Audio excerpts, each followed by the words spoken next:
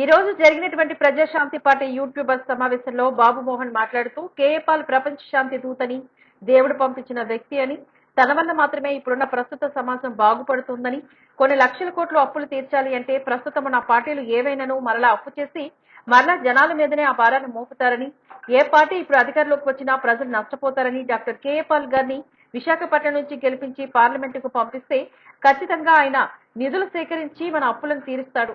ప్రతి ఒక్కరికి కూడా సమాధానంగా నిలబడతాడు. మన భవిష్యత్తులోని మారుస్తాడు. అదే విధంగా ఉచిత విద్య, ఉచిత వైద్యం ఎక్కడైనా ఇంకెక్కడైనా మీకు అందిస్తారని వాగ్దానం చేస్తారు.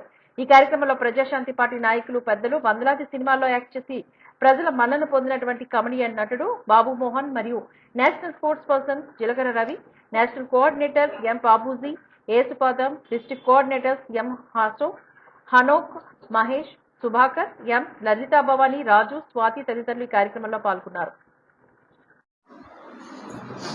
ఎవరైనా పోటీ చేసిన క్యాండిడేట్ కావచ్చు, క్యాండిడేట్ పోటీ చేసిన వాళ్ళ పార్టీకి కావచ్చు, కనుక మీ సహకారం ఎంత మాకు అందిస్తే మాకంతా విజయానికి మేము దూసుకెళ్తాం. ఇవాళ రేపు ఒకతను బర్రెల దగ్గర పేడ తీస్తున్నాడు. నేను మా దగ్గర సుభాష్ రెడ్డి అని పెద్ద లీడర్, ఆయనకు 200 ఎకరాల రైతు ఆయన. నేను మాట్లాడుతున్నా, అది కాదు అన్నా అని నాకు చెప్తున్నాడు. తమ్ముడు అది కాదు సుబ్బు అని మాట్లాడుతున్నాను. ట్రింగ్ ట్రింగ్ అని పేరు మోగింది ఫోను. ఈ పశువుల అది ఏమంటారు, అది గొడ్డు కట్టేసి ఏమంటారు, అది తొడ్డి. ఇందులో సెల్ అవుతుంది అంటే అన్నట్టు చూస్తే పేడకల్లు తీసినోడు అటు వంగే ఉన్నాడు. ఈ జేబులోంచి సెల్ ఫోన్ తీసి ఇట్టని హలో అని మాట్లాడుతున్నాడు. వారిని అక్కడ దాకపోయింది సెల్ ఫోన్ అనుకున్నా. మామూలుగా నాట్లేసేటోళ్ళు కూడా టీవీలో ఏమొస్తున్నాయి, ఏం న్యూస్లు వస్తున్నాయి కూడా వాట్సాప్లు చూసుకుంటున్నారు. అంటే అంత దూరం వెళ్ళిపోయింది వీటి ప్రాముఖ్యత. అందుకని ఇక ఎలక్షన్స్కి అయితే ప్రాణవాయువుతో సమానం, ఆక్సిజన్తో సమానమైంది. కనుక నేను ఇప్పుడు మిమ్మల్ని వ్యూవర్స్ ఎంతమంది అని అడిగి తెలుసుకున్నది ఎందుకంటే, నేను పాలగారికి చెప్పడానికి ఇంత ఛానల్స్ వచ్చినాయి, ఇక ఈ ఛానల్కి ఇంతమంది అని వారికి కూడా తెలియాలి. కనుక నేను ఇప్పుడు వాట్సాప్ చేసి చెప్పాలి, అందుకని తీసుకున్నాను. ఇకపోతే మీకు నా రిక్వెస్ట్ ఏంటంటే, మీకు మంచి తెలుసు, చెడు తెలుసు. చెడ్డోడెవడో తెలుసు, మంచోడెవడో తెలుసు, పనోడెవడో తెలుసు, పందొంగెవడో తెలుసు. కనుక కాస్త పనిమంతుణ్ణి కొద్దిగా ఎంకరేజ్ చేస్తే పావల చేసినోడు రూపాయల పని చేస్తాడు. డిస్కరేజ్ చేస్తే వద్దులేరని ఒక మంచి సేవకుడు ప్రజలకు సేవ చేయడానికి వచ్చినాడు వెనక్కి వెళ్ళిపోతాడు. చెడ్డోడే ముందుకైతాడు. ఇక డబ్బు, ఇది ఎన్ని రకాల ప్రలోభాలకైనా గురి చేస్తుంది. డబ్బు మందు. కానీ డబ్బు మందు కాదు మనమ్మటి ఎప్పుడు ఉండేది. ఆ ఎలక్షన్ 15 రోజులే. ఇప్పుడు నేను మునుగోడు ఎలక్షన్లో చూసినా ఎవరిని చూసినా ఇట్టనే ఉన్నారు. ఏమో అందరు ఇట్లా నిద్రపోతున్నారంటే నిద్రపోతు కాదు, ఫుల్ మైకంలో ఉన్నారు ఆ 15 రోజులు. 16వ రోజు ఓడిపోయాల మందు లేకుంటే మందులు ఒకసారి ఎడిక్ట్ అయిపోతే, మందు లేకపోతే కాళ్ళు చేతులు పనిచేయ, వాడికి ఊపిరి కూడా ఆడదు. ఏం చేస్తాడు అప్పుడు? ఏం దొరికితే అది తాగుతాడు, 4 రోజుల్లో చచ్చిపోతాడు. సమ్మక్క సారక్క దగ్గర ఆ కుటుంబ సభ్యులు అక్కడ పనిచేస్తారు. ఈరోజు విశాఖపట్నం ఉత్తర నియోజకవర్గ ఎమ్మెల్యే అభ్యర్థి కేకే రాజు గారి ఆధ్వర్యంలో ఏర్పాట్లు చేసిన విశాఖపట్నం ఉత్తర నియోజకవర్గ నూతన కార్యాలయాన్ని ప్రారంభించిన ఉత్తరాంధ్ర రీజనల్ కోఆర్డినేటర్, రాజ్యసభ సభ్యులు డాక్టర్ శ్రీ వైవి సుబ్బారెడ్డి గారు. ఈ కార్యక్రమంలో విశాఖపట్నం పార్లమెంట్ అభ్యర్థి శ్రీమతి బొత్స ఝాన్సీ లక్ష్మి గారు, విశాఖ ఉమ్మడి జిల్లా డిప్యూటీ రీజనల్ కోఆర్డినేటర్ గాజ్వాక్ ఎమ్మెల్యే తిప్పల నాగిరెడ్డి గారు, నగర మేయర్ గొలగాని హరివెంకట కుమారి గారు, పార్టీ జిల్లా అధ్యక్షులు కోలా గురువులు, ఎమ్మెల్సీ రాష్ట్ర మహిళా అధ్యక్షురాలు వరదు కళ్యాణి, మాజీ ఎమ్మెల్యేలు, నియోజకవర్గ పరిశీలకులు, ముఖ్య నాయకులు తదితరులు ఈ కార్యక్రమంలో పాల్గొన్నారు.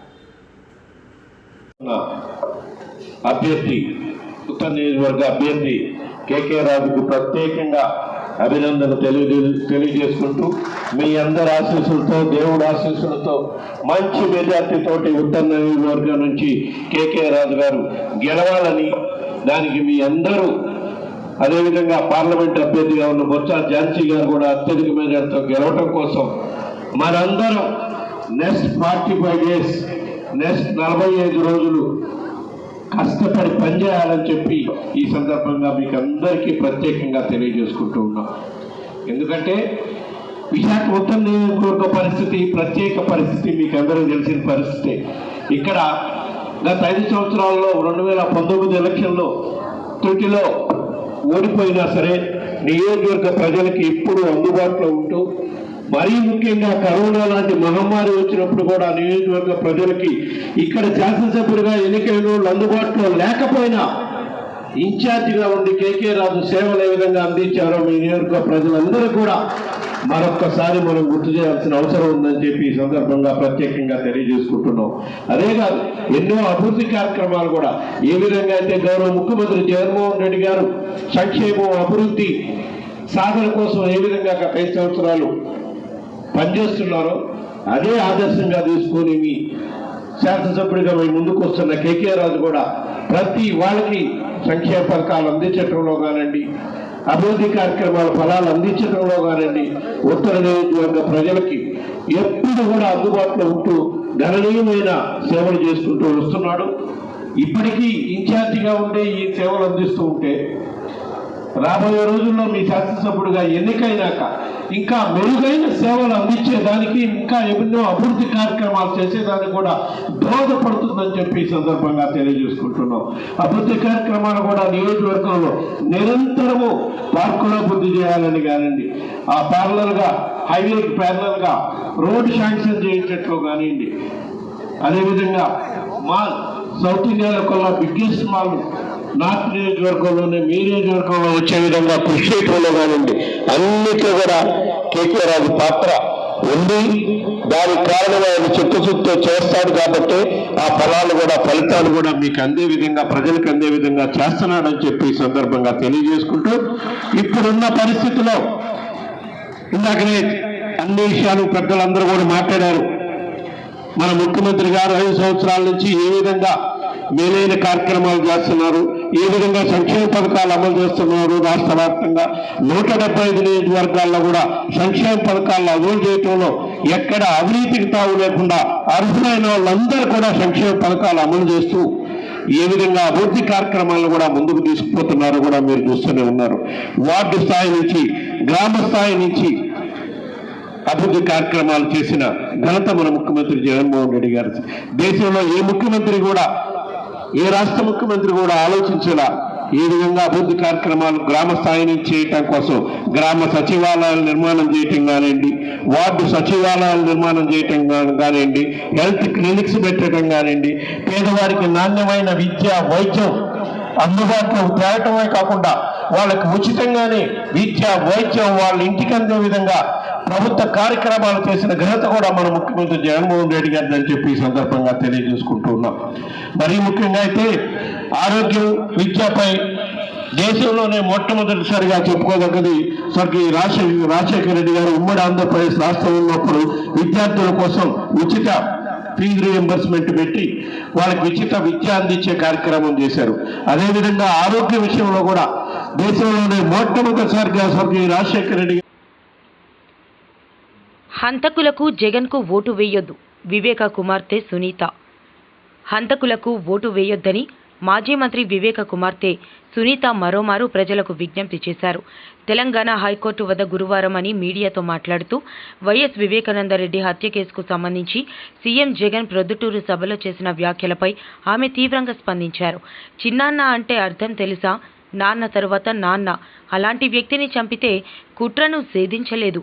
పైగా చిన్నాన్న కుమార్తె పైన నిందలు వేయడం న్యాయమా?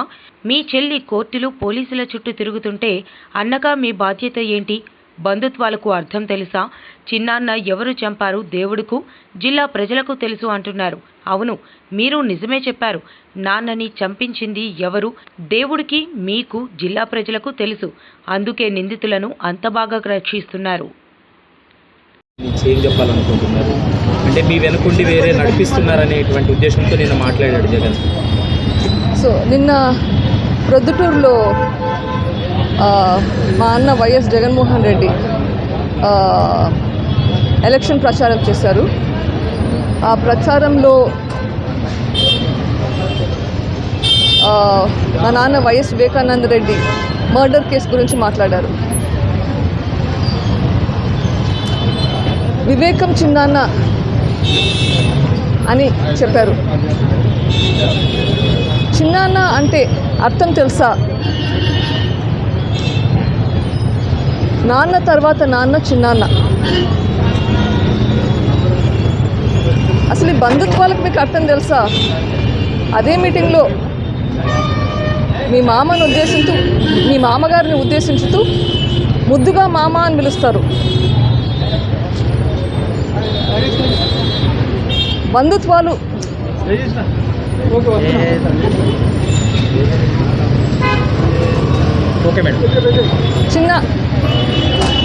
చిన్నాన్న అంటే మీ నాన్నతో సమానం. అట్లాంటి చిన్నాన్న చనిపోతే ఆ చావు వెనుక కుట్ర ఏంటి అన్నది నిర్ధారించకుండా ఆ చిన్నాన్న కూతురు మీదే నిందలు వేయడం ఏమన్నా న్యాయమా?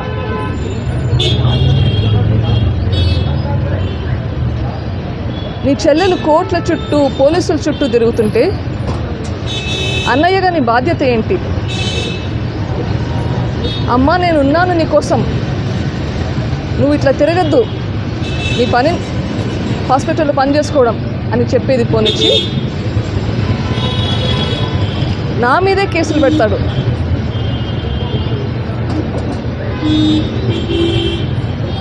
ఇది ఏమైనా న్యాయమా?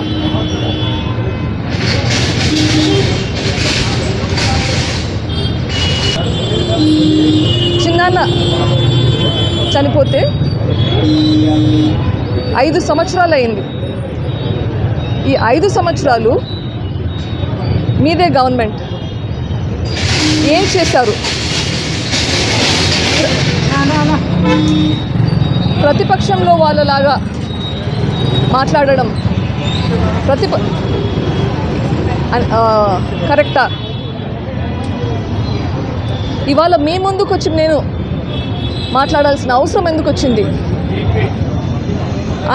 ఆయన చేయాల్సిన పని చేయకపోవడం వల్ల కదా.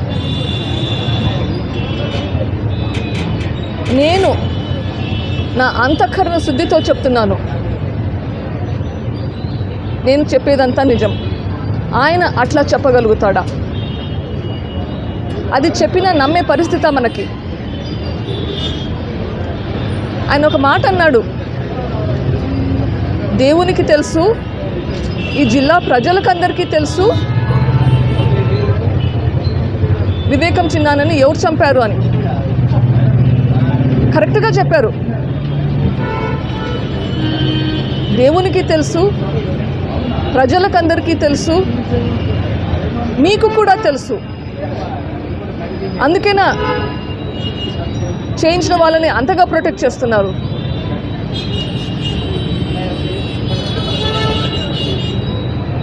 మీకు తెలిసి కూడా ప్రొటెక్ట్ చేస్తున్నారు అంటే ఎందుకు ప్రొటెక్ట్ చేస్తున్నట్లు? దేనికి భయపడి ప్రొటెక్ట్ చేస్తున్నట్లు?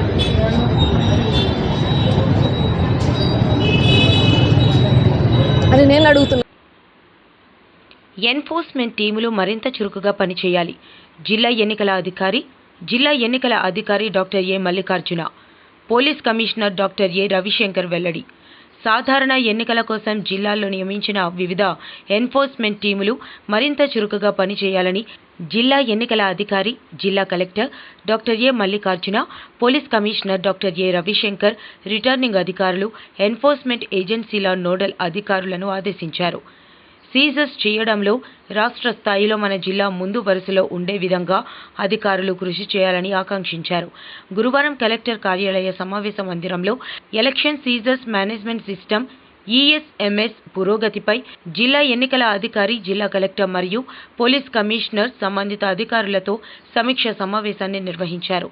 ఈ సందర్భంగా జిల్లా కలెక్టర్, పోలీస్ కమిషనర్ మాట్లాడుతూ జిల్లాలో ఈఎస్ఎంఎస్ ద్వారా కేసులు నమోదు చేయడంలో మరింత పురోగతి కనిపించాలని పిలుపునిచ్చారు. ఎన్నికల నోటిఫికేషన్ జారీ నుంచి ఇప్పటి వరకు 53.49 లక్షల రూపాయలు మాత్రమే సీజర్స్ ద్వారా నగదు పట్టుబడిందన్నారు. ఇందులో కొన్ని శాఖల నుండి ఎటువంటి కేసులు నమోదు కాలేదని, ఈ విషయంలో ఆయా నోడల్ అధికారులు, ఎన్ఫోర్స్మెంట్ ఏజెన్సీ బృందాలు ప్రత్యేక చర్యలు చేపట్టాలని సూచించారు. Speak with conviction rather than giving some mantras and telling about the routine stuff of hard work and avivi ani maatladakunda. That is the reason why we projected that video also. I mean, where I come from and what I am, and how the civil service again has given me the opportunity to work internationally in the United Nations. I was the Indian contingent commander there, and various other platforms that I have worked. Otherwise, it would be opportunities raw. So those people who are aspiring to be civil servants, those of you who are aspiring to be civil servants in various capacities. I joined a small subdivision. Subdivision ante RDO level, couple of circles or a few police stations make a subdivision. So akkada nunchi now ee sthai daka ikkada daka vachinamu. So it is all in the interest of public service. So aptitude ఉన్న వాళ్ళు, one thing is self-assessment. So all of us must assess ourselves whether you have that capability or not, whether you will be able to really succeed or not, and what has brought a particular person to that level of competence, So that is the reason we projected this video, to know where my education and how I did.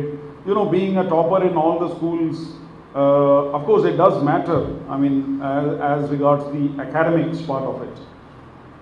So in my case, of course, with all the school days, bagane chadukunamu, and we were exposed to multiple cultures all across India, because father was posted in various places, right from northeast, Assam, Nagaland, and Jammu Kashmir, and Chandigarh, and Kanpur, and Bangalore, and finally, of course, I did my MBBS from JIPMER Pondicherry. So even across India, we have traveled far and wide and exposed to all the cultures. So having been brought up in a multicultural environment, so is the case with Vizag also. Here you have people from all across. All the people are settled here. Why I am telling you all this is because that gives a particular individual a perspective of understanding of various issues, and idanni kuda manaku paniki vastadi, andike cheptunnanu, rather than being limited to a particular city or a town and things like that. So that also has its disadvantages for person aspiring to be a civil servant. So meerandaru, that is what I learned, that are all using this community asset, wonderful community asset with such good library, books, and environment. అది కూడా చాలా important. అంటే అందరూ కలిసి ఒక చోట ఉండటం, ఉండి డిస్కస్ చేసుకోవడం, మాట్లాడుకోవడం. Different exams, some were telling they were in to staff selection commission, others are appearing for teacher selection, some of them are for railways, and of course some for the civil services. ఈ ఎన్నికలు మంచి చేసినా మనకు ఓ జైత్రయాత్ర అయితే, మోసాల చంద్రబాబు పార్టీకి ఈ ఎన్నికలు చివరి ఎన్నికలు కావాలని వైఎస్ఆర్సీపీ అధ్యక్షులు సీఎం వైఎస్ జగన్ పిలుపునిచ్చారు. నారావారి పాలన రాకుండా చేసేందుకు ప్రజలు సిద్ధంగా ఉన్నారని ముఖ్యమంత్రి అన్నారు. గతంలో చంద్రబాబు అబద్ధాలు, మోసాలు చూశాం. బాబు కూటమిని ఓడించేందుకు మీరంతా సిద్ధమా? చంద్రబాబు జిత్తుల మారి, పొత్తుల మారి, నరకాసురుడు, రావణుడు, దుర్యోధనుడు కలిశారంటూ దుయ్యబట్టారు. చంద్రబాబుకు ఓటేస్తే 10 ఏళ్లు వెనక్కిపోతాం. ఎవరి పాలనలో మంచి జరిగిందో మీరే ఆలోచించండి. ఈ ఎన్నికల్లో మీ కుటుంబ భవిష్యత్ ఆధారపడి ఉంది. ఈ ఎన్నికలు మోసాల బాబుకు చివరి ఎన్నికలు కావాలి. ప్రతి గ్రామంలోనూ అభివృద్ధి, సంక్షేమం చేసి చూపించాం. పొత్తుల మారి, జిత్తుల మారి, ఎత్తుల మారి పార్టీలన్నీ కూడా కుట్రలు చేస్తా ఉన్నాయి, కుతంత్రాలు చేస్తా ఉన్నాయి. ఎదుర్కొనేందుకు ఆ కుట్రలను, ఆ కుతంత్రాలను ఎదుర్కొనేందుకు మీరంతా కూడా సిద్ధమేనా అని అడుగుతా ఉన్నాను. మరోసారి ఫ్యాన్కు 2 ఓట్లు వేయించి 175కు 175 అసెంబ్లీ స్థానాలు, 25 ఎంపీలకు 25 ఎంపీ స్థానాలు, మొత్తంగా 200 స్థానాలకు మొత్తంగా 200 స్థానాలు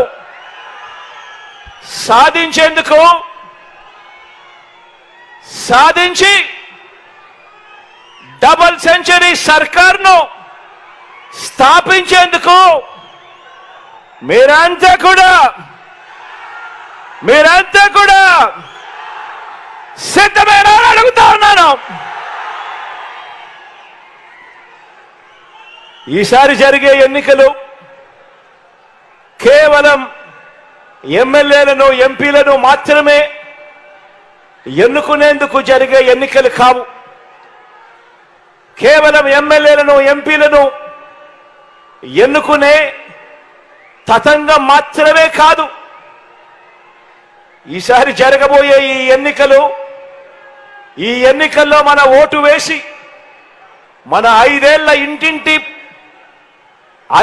ఇంటింటి ప్రగతిని, వచ్చే 5 సంవత్సరాలు కూడా ఇప్పుడు జరిగిన మన ఇంటింటి ప్రగతిని వచ్చే 5 సంవత్సరాలు కూడా ముందుకు తీసుకువెళుతూ కొనసాగించాలనా, లేక చంద్రబాబుకు ఓటేసి 10 సంవత్సరాలు వెనక్కు వెళ్ళాలా అన్నది ప్రతి ఒక్క కుటుంబం కూడా ఈ ఓటు ద్వారా బాగా ఆలోచన చేయాల్సిన సమయం వచ్చింది. ప్రతి ఇంట్లో ఉన్న ప్రతి ఒక్కరూ కూడా ఆలోచన చేయమని కోరుతా ఉన్నాను. అందరూ ఆలోచన చేయండి. గత ఎన్నికల్లో ఇతర పార్టీలకు ఓటు వేసిన వారు కూడా ఆలోచన చేయమని కోరుతా ఉన్నాను. కులం వల్ల కావచ్చు, లేదా ఇతర పార్టీ వల్ల అభిమానమైనా కావచ్చు, నేడు ఎన్నికల్లో మనకు ఓటు వేయని వారందరూ కూడా ఆలోచన చేయమని అడుగుతా ఉన్నాను. ఈ ఎన్నికల్లో వేసే ఈ ఓటు కేవలం ఎమ్మెల్యేలను, ఎంపీలను ఎన్నుకునే ఓటు కాదు. ఈ ఓటుతో మన